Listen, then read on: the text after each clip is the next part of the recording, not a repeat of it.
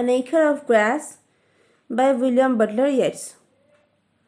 After his superannuation from all kinds of public activities, the poet W.B. Yeats decided to permanently stay at Riversdale. He was born in 1865. He breathed his last in 1939. Anyway, this poem, An Acre of Grass, was composed in about 1936 to 1937. Therefore, it is evident that this poem was composed at the last phase of Yeats's life. This poem came out in his last poems, in Yeats's last poems. Now let us plunge into the poem. Structurally, we can see that this poem is structured in 4 6-line stanzas. That is to say, this poem has 4 stanzas, each of which has 6 lines. Now we'll go through the poem and read between the lines. Let's start. Picture and book remain, an acre of green grass for air and exercise. Now strength of body goes, midnight, an old house where nothing stirs but a mouse. At life's end, to an old, feeble and weak person, when a human being grows old, when he or she is at life's end, at the brink of death, then the one and only resource to him can be nothing but picture and books. So, they will provide the poet with active vitality. How? By means of the pictures and the accounts, the descriptions of green grass, an acre of green grass. Green is a symbol of ever youth, ever verdantness. So, an ever youth notion can vitalize the poet once again for air and exercise.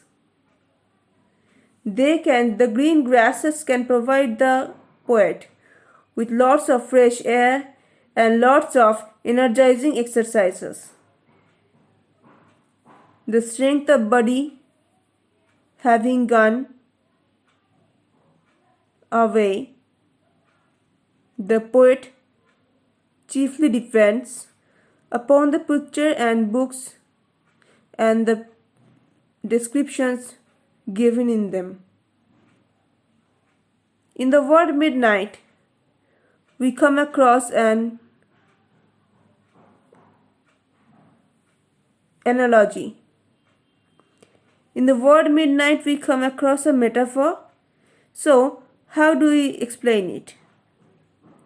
Midnight is the last time of a day. After midnight, there will be another day. The present day will be gone forever. Similarly, midnight has been compared to the old age of the poet. The poet is at life's end. He is at the brink of death. That is why he has used the word midnight. An old house where nothing stirs but a mouse. An old house is again another metaphor for the poet's body, for the physical constituents of the poet, where nothing stirs but a mouse. Again, a mouse has been compared with the poet's mind. with the poet's heart, with the poet's within. So why a mouse in an old house? That's because just as a mouse runs here and there in an old house where everything is empty, where everything is vacant, everything is blank. Similarly, the poet's mind at the edge of death runs here and there, goes here and there, flies here and there in the poet's physical constituency. Next, my temptation is quiet. We all know that at life's end, at the brink of death, our temptation becomes quiet and composed. We become calm and composed because we can understand the truth of life at that time. Here at life's end, neither loose imagination nor the mill of mind, consuming its rag and bone, can make the truth known. The poet here admits that his temptation has gone away. At the end of life, at the brink of his death, neither any kind of colorful imagination, neither any kind of lust, neither any kind of temptation, nor any kind of mill of mind, quote unquote, mill of the mind, that is to say, his intellect, his intellectuality can make the truth known, because they are actually consuming, they are actually devouring his flesh and blood, flesh and bones. Here rag means loosened flesh, loosened skin of an old person. Let's jump to the next stanza. Grant me an old man's frenzy. Here the poet necessarily prays to God for granting him an old man's frenzy. So why do we say frenzy here? Does it necessarily mean madness, or does it mean creative frenzy? Here we need to know that. Frenzy means, in this poem, creative frenzy. Creative frenzy, not necessarily madness. So the poet wants to be granted with an old man's creative madness. How can he gain that? He has to remake that himself. He has to remake that on his own until he becomes Timon and Lear, or that William Blake who beat upon the world till truth obeyed his call. So why are these names given here? To provide us with comparisons such as Timon and Lear's furiousness, the fury, the tremendous willpower, and William Blake's mysticism, who beat upon the wall. William Blake was a mystic poet. So, his mysticism is not uncovered, is not discovered by all. It is not open to all. That's why he is called a mystic. But is it so that he couldn't make the truth known on his own? No, exactly the opposite happened. How?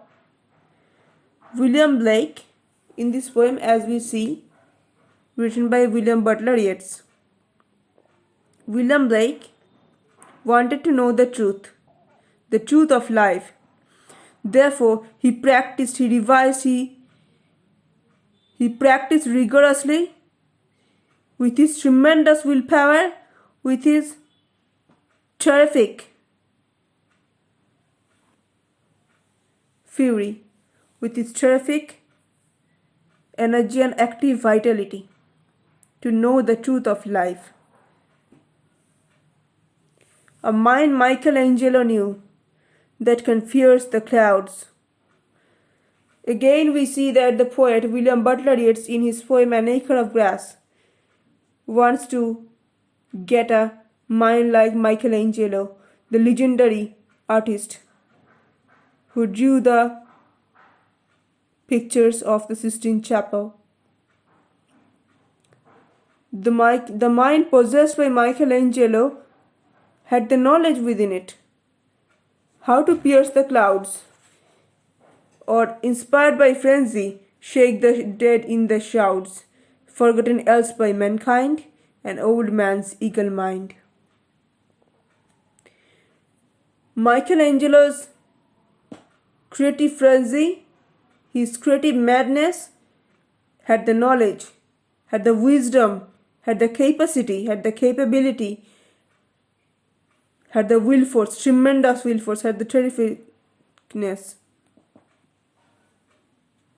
to do what? To pierce the clouds of heaven, as well as to shake the dead in their coffin, in their grave. Michelangelo was such a personality who could touch heaven as well as hell. And this can be possible only with creative madness and nothing else. Lastly, the couple of lines written by William Butler Yeats, the last couple of lines speak of an old man's eagle mind. An old man's wandering eagle mind can unravel every kind of truth. There is no kind of temptation. There is no kind of lasciviousness. There is no kind of vice. An old man realizes the truth of life. He has eagle mind. Then why is it called eagle mind? An eagle from the very height of the heaven, from the very height above the earth, can see everything from that great height. Similarly, the poet desires such a mind that can navigate the world, the mysteries of the world, which are forgotten by mankind, but which are always remembered in the annals of life. Thank you. Thank you so much for listening to me. Thank you.